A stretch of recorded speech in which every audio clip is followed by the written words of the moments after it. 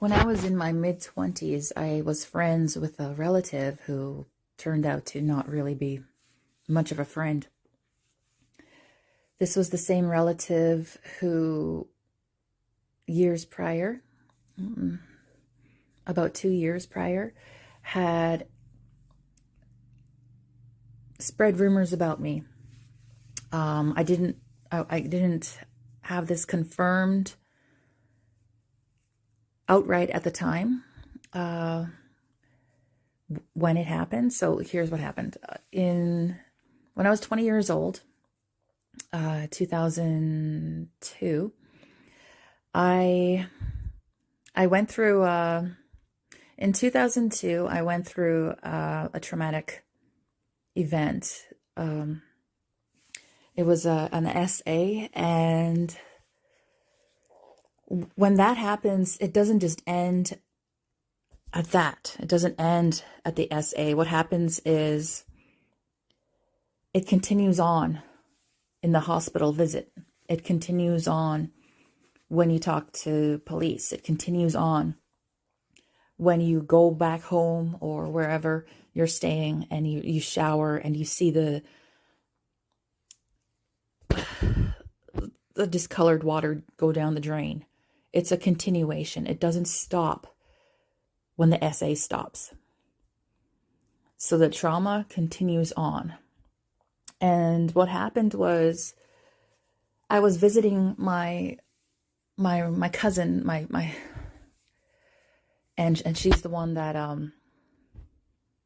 spread the lies. So after the SA, my visit was pretty much downhill. It was pretty much over. And this was over 20 years ago, so I can talk about it more easily today. So when that was over and I went back to where I lived, to the city where I lived, she and her friend had spread rumors about me. Just disgusting, awful lies. And as it turned out, the types of rumors that were spread were almost confessionals on her part. She would tell people that I did certain things, but they were actually stuff that she did and said. Her so-called friends would make fun of her because she was very promiscuous and she had very low standards. And so they gave her a certain nickname, and she would tell her friends in her family, that other friends in her family who didn't know me so well, she would say that it was my nickname. She would say that I did the stuff that she did, and then she would make up complete fabrications as well. I didn't know everything that she said. I didn't know all the rumors because I didn't know really anybody in my hometown, the reservation, the reserve, aside from close family members. I had no friends up there aside from family. Anyway, so I heard about the rumors because in the months following, we would talk on the phone, and she would tell me, people are laughing at you, and she would laugh. She thought it was hilarious, and they're saying this about you, they're calling you this name, these words. She was the one that was fueling most of it. I can't say she was fueling all of it because I have no clue. But from there, she said, and I only had her word to go by. She said that guys whom I've never met, were saying that they were spreading rumors that were like they had her, talking about me and stuff like that. And that was in 2002. So fast forward a few years later, and I was a doormat. I was like 20 years old. Fast forward 2 years, 2 or 3 years. I had just gotten back from Bible college, and that's another testimony in itself. But when I came back to Timmins, where I had lived at the time, she was in Timmins. And You know, people change over the years. I became a little more confident in saying what I felt and accepting how I felt, like I was in saying no. And so when I went back to hanging out with her every now and then, she had not changed much in those years. And if anything, I couldn't handle her personality. I couldn't handle her lying. I couldn't handle her making fun of people.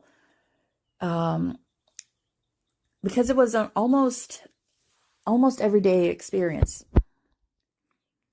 You know, because she would get in an argument with her sister, and she would tell me about it, and she would say things like, "And then she called me fat," you know.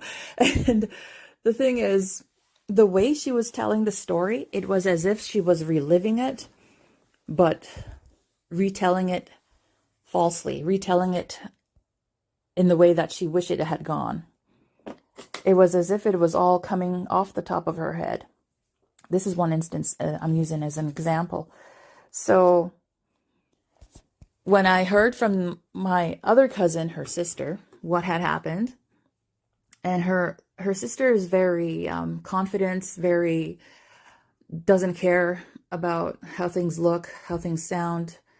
She doesn't care. She's very confident in who she is, and if she did something bad, she'll say that and not care. You know, it's like just very don't give a you know what attitude. And so she told the truth. I said this, I said that, and it was nothing like her sister, my closer cousin at the time. It was nothing like the story that she had said.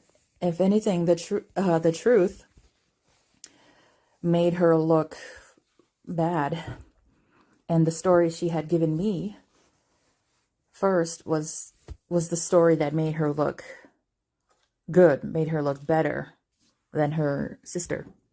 So as she was telling me her story, it was very apparent that something was very wrong with her story. Something was very false. And it got proven later. Like, just the truth itself lined up with her personality, with her history. And the story she told me just didn't match her personality, her low wit, it just didn't match. And so that's just one example about, like, it was an everyday thing though. And she would have these bad habits of, it was disgusting. I don't even want to say it. I couldn't handle it. I couldn't handle it. And so one day, she came over to my house, and I went out. I didn't let her in the house. I went out and sat in her car and said, "Yeah, we can't be friends anymore. I don't feel like we really match up in personalities anymore. I'm not really, even our sense of humor, this and that. I don't think, like, because she's not someone that you can just disappear from." Anyway, and she just kind of looked at me and laughed and said, no, we're gonna still be friends. I'm gonna still come to this house. And I was staying with my mom at the time, and she said, "I'm just gonna come visit my auntie." She said my mom's name, "and I'm gonna visit and sit with her, and you're gonna be there, and we're still gonna be friends." And she just basically threatened to stalk me, and I was taken aback. I was like, "She's serious?" As it turned out, she was. So what happened was, the next day, she came over unannounced, and my mom answered the door. Now, here's something that I did not expect to happen. My cousin, we had a high school boarder at the time, and she got on really well with my cousin. They had that native humor, you know, laugh at anything. And so what happened was, my cousin had told the person in charge of the high schoolers, she made a complaint and said that we're starving her. She's not being fed. She's not being taken care of. Can she come live with me instead? And she would end up getting $600 a month or something if that were to happen. The thing is, my mother has a long history of child care, child protection. They opened the fridge for the guy and it was packed with food. And it was very obvious, like even the character references, there was no way you can false accuse my mom of starving anybody. So the guy said that he's going to put her on some type of watch list just to be safe, because that's a huge accusation. And when my mother opened the door, she confronted her. She said, "Why did you say this? Why did you say that?" And my cousin just like flipped out, like panicked, and said, "I didn't say this. I didn't say that. That guy's making it up. He's lying completely." And then she took off. So that's a typical cowardice response from someone who is a bully. They fight or flight, and she flew. Like she took off. Tripped over her words, red in the face, blushing, embarrassed. Yeah, and that was the last time she ever came to the house. But it wasn't the last time she stopped trying to be my friend. She would drive by, and the living room window would be open, and I'd hear her voice as she drove by in her vehicle. "Hi, Caroline, hi." And, it's stuff like that. And I'm like, oh my gosh. And after a few weeks, she started to get, she started to feel rejected. She started to get offended by my not wanting to be her friend anymore. And from there, she spread rumors about me further. She spread rumors about my younger sister, who was in her early 20s at the time. And she had a daughter. She would constantly call children's aid on my sister, saying that they're partying there. And after a while, she got a reputation with Children's Aid for making false accusations there too. And I can't say much about that, but I can say that she was well known to Children's Aid because of all the calls that she was making, not just against my sister, but against other people as well, apparently. And so for years after, like I'd say maybe up to 3 to 5 years, somewhere in there, she would continue on to just be antagonistic, but in a cowardly way. She would spread rumors, malicious lies, just nonsense. And people would listen to her because, people, they don't care about the truth in general. I've learned people don't really, they're not invested unless something impacts them or their life directly, right? So people don't usually, they're not going to try and figure out the truth. They're just going to go with what they've heard and be like, oh wow, that's bad, or that's unfortunate, or what a insert, bad word. And I don't really, I have never been so social in my life, so I didn't know who to confront. I didn't know, because you confront a liar, you never ask a liar for the truth, by the way. You'll just get more lies. And I learned that by being her friend. And gosh, she was so not friend material. Even today, she doesn't have a lot. She's, people are learning. And she's still up to the same old thing, but what can you do? I mean, what can I do? And so that, from there, she had proven to never stop lying about me, about other people, about herself, to make herself sound better to others. And that's, I don't think that's something that's changed. It's been 20 years and she has not exhibited much change at all.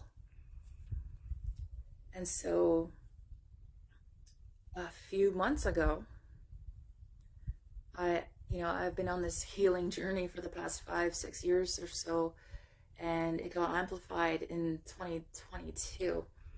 It was just a fast forward, how you say, acceleration button was pushed. There was a catalyst that occurred in May of 2022, and it just opened the floodgates to things that I had forgotten about. Faces I forgot existed. things I had gone through in Bible college and throughout the years, and things that my cousin had said and done to me were part of it. And so a few months ago, I had a dream. And the dream was about her. But it was her as a child. And she was like a child, and she was holding this doll. And it was, I didn't see what the doll was, but it was something that was like a treasure for her. And I wrote this thing down. This is my dream. I saw you as a child. Something happened in your childhood that kept you there, even in your adult years. Something in your soul stopped growing, and you became stuck in that one type of mentality. A wound that caused part of your inner child to stay as a child today. I saw you sitting on the floor holding a toy. A doll, maybe? Something with hair, something that denoted beauty and strength. It was so valuable to you. You enjoyed it as if it were precious. It was a comfort, almost a safe place. Fast forward to that year when you helped rip the innocence and naivety from me. I'm talking about after the essay occurred. You did it because of the same reason that others like you did. It felt like a response to you. But to what? That part was unclear to me, perhaps private to you, but it was a response to what you did, was a response to whatever happened to that toy in my dream. Something happened to you that changed you. It shot your reality. It cut it into pieces. It split it in half, so to speak. I cannot share the details here, I wrote. But what happened shaped and skewered your lens of yourself. It birthed lies that you told yourself. It birthed lies that told you you're nothing. Lies that said you're ugly. Lies that said you're not enough. And these are lies that you believe today. That's what I wrote about in my dream.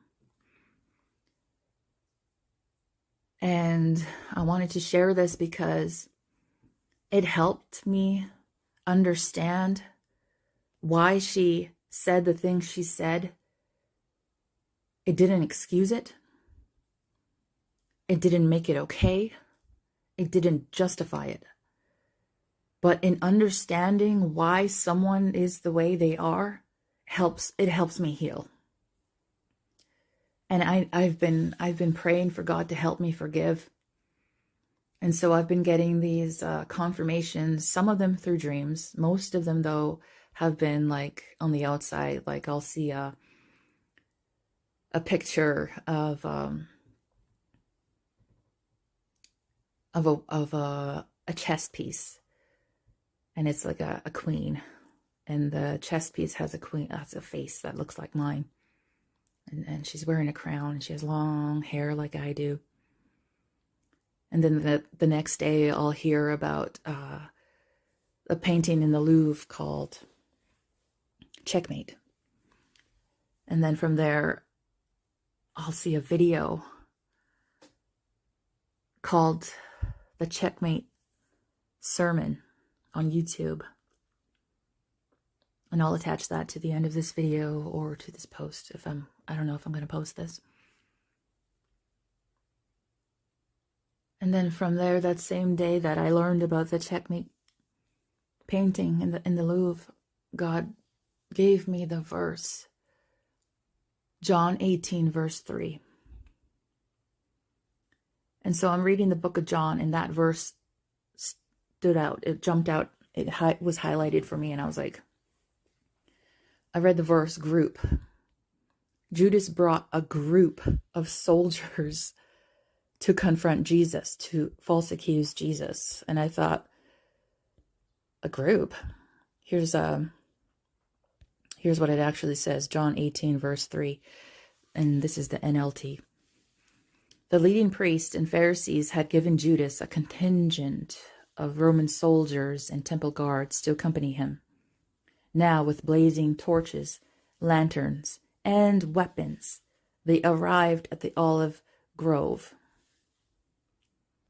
I'll read verse 4 and 5. Verse 4, Jesus fully realized all that was going to happen to him, so he stepped forward to meet them. Who are you looking for? He asked. Jesus the Nazarene, they replied. I am he, Jesus said. Judas, who betrayed him, was standing with them. As Jesus said, I am he, they all drew back, flew back, and fell to the ground.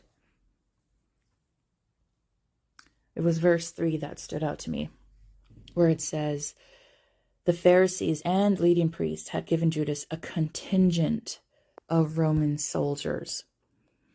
Now, contingent, the Greek word for that is spira.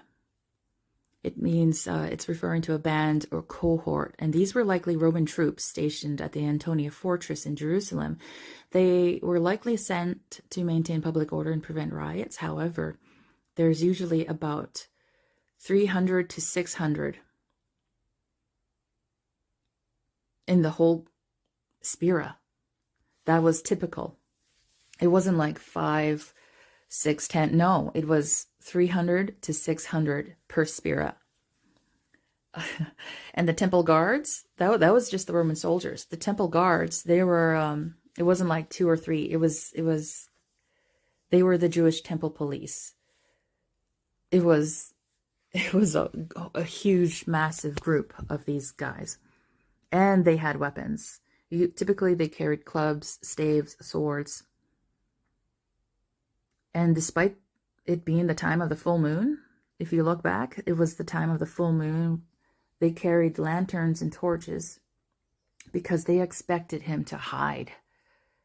They expected to have to search the nearby caves, which are on the Mount of Olives. They expected Jesus to run. And what I wanted to share out of this whole experience with my cousin and the exposure of what the driving force of all her lies towards me specifically were. Everything I wanted to share, it can all be summed up in John 18, verse 3. It's that the enemy, 2 things. 1, when the enemy uses people to false accuse you, he actually expects you to run, to hide. He expects to have to use weapons. But the word says, no weapon formed against you shall prosper. All Jesus had to do to prevent a riot or whatever was speak one word of truth. I am he. And it knocked all his false accusers and would-be attackers on their feet. He said it calmly. He said it without shouting. And he spoke the truth. And that was all it took to take out his false accusers with all their weapons and with all their mass numbers. So the second thing I wanted to talk about is how it coincides with that sermon. Checkmate. It's when you're cornered, it's when you're surrounded by masses of a false accuser and their believers, their listeners. It doesn't matter. God always has one more move. God always has the checkmate. God is always the devil may be giddy, thinking that he's got you.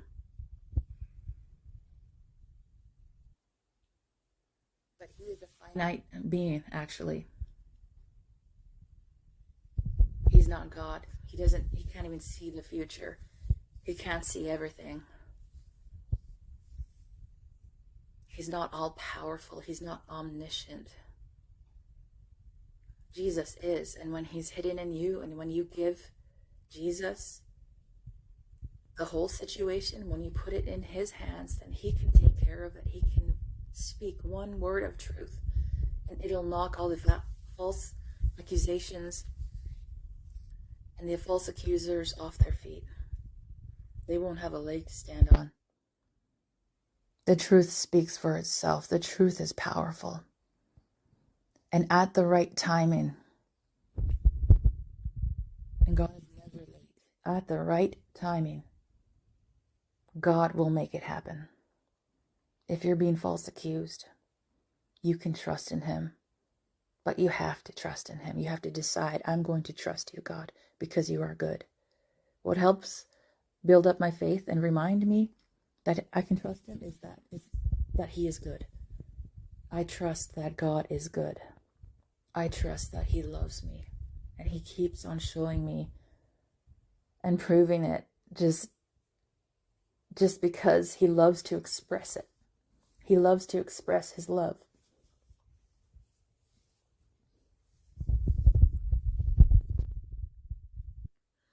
So I just wanted to offer a little hope for people who are waiting, who are being false accused, and they're just waiting on God. You can trust him. He loves you.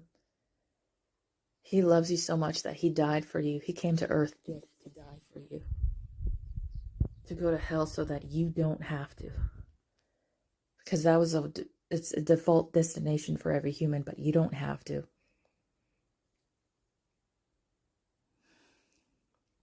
Oh, and saying that, I just want to say that babies and young kids, they don't go to hell. In the book of Psalms, it says somewhere that when King David's baby had died, that he would see him again in heaven. So you can take that with you. And just a side note, but you can trust God. If you're being false accused, you can trust God to handle it and to reveal it in his way. The best, which is the best way, okay? It'll happen in such a way that you would say that was God. Do not put your hands on the situation. Give it to God. Because you know what, if you handle it yourself, you may win. You may reveal the truth, but you won't actually win. People might hear the truth about you, and a lot of them believe it, but you won't actually. It's better for God to handle it than it can in its entirety be corrected. The truth can be revealed in such a way where it'll glorify God, and people would want to learn more about God. And because our life is not entirely, it's not about ourselves. We're here to affect positivity and life and change into the lives around us. We're here to point people to God. And if we give our situation of false accusations, being falsely accused, if we give that to God, then he can turn it around for good, and he can turn it around in such a way that he will be glorified, and people will want to know the goodness of God. They're going to want to see more of the goodness of God. And if you give this situation to God, you can affect change for the better, and more people can end up in heaven. It's the ripple effect. Give it to God. Our life is not entirely about ourselves. Our life is not about our own. Give it to God and watch what he will do. In the meantime, while you wait, you keep busy doing the Father's business. You love others. You find people to feed. You find people to clothe. Keep busy and pray for those who persecute you, because they're being used by the enemy, because they have wounds like my cousin that are causing them to do the devil's work in other people's lives, that are causing them to affect negative change in people's lives, have a negative impact in people's lives, and cause people to fall into the sin of unforgiveness. But the word says, forgive and then be forgiven. You see how bad things have a ripple effect? God wants to affect things for the good. Okay, so give it to God. Praise him. He got you. You're in the palm of his hands if you belong to him.